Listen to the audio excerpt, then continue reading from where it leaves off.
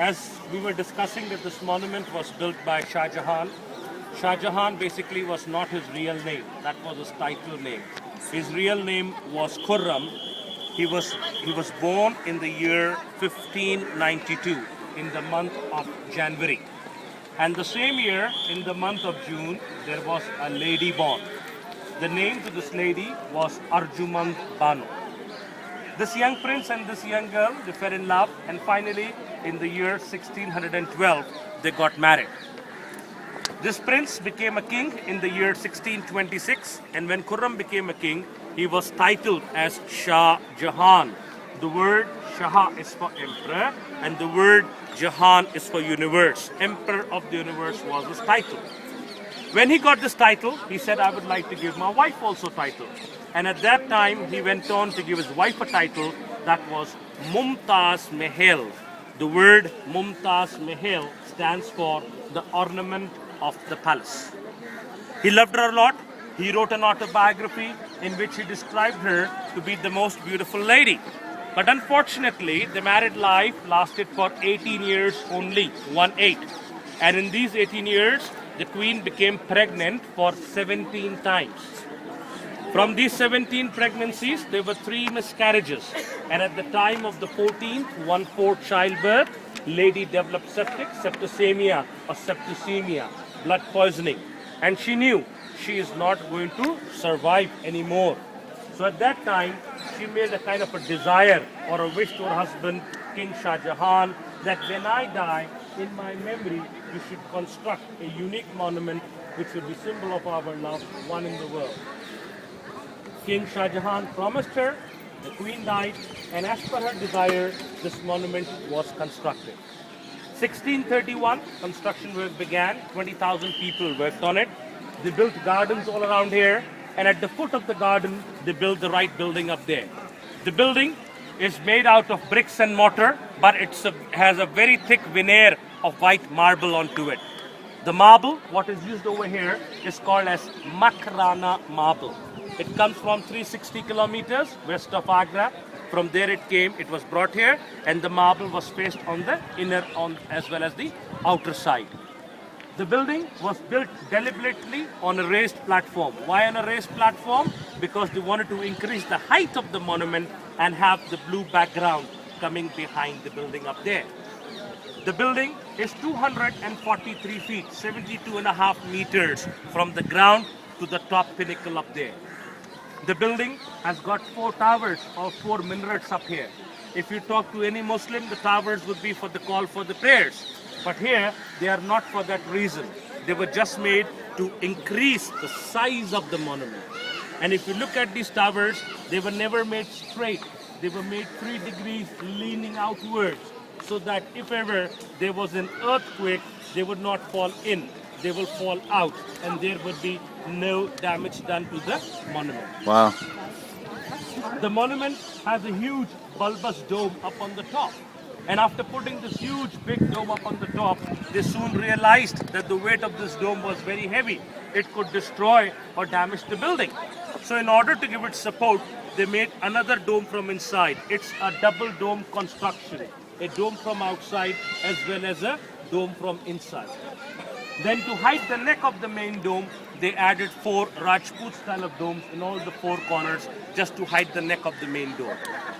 Once the white marble part was ready, the queen was buried in the dead center of the monument. Why in the center?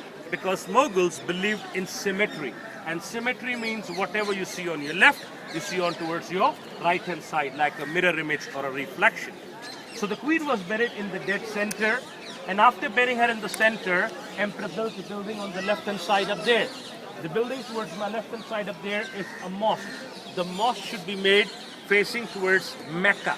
And in India, Mecca is in the west. So he used that spot by making a mosque there. And after completing the mosque on the left, there was nothing on the right, which was spoiling the symmetry of the buildings. So in order to balance the symmetry, he built a fake mosque on the right hand side, which has got no use, no purpose. People call that building as the Hall of Assembly, but that's not a Hall of Assembly, just built for the symmetry of the buildings. Everything in this complex was symmetrical till the year 1666.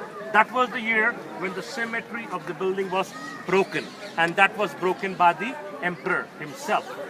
It was believed that this emperor had an idea to make a black marble Taj across the river on the other side, which the archaeologists did research and said that he never wanted to make a black Taj, but yes, across the river on the other side, he wanted to make a garden, where in the middle of that garden he was to be buried.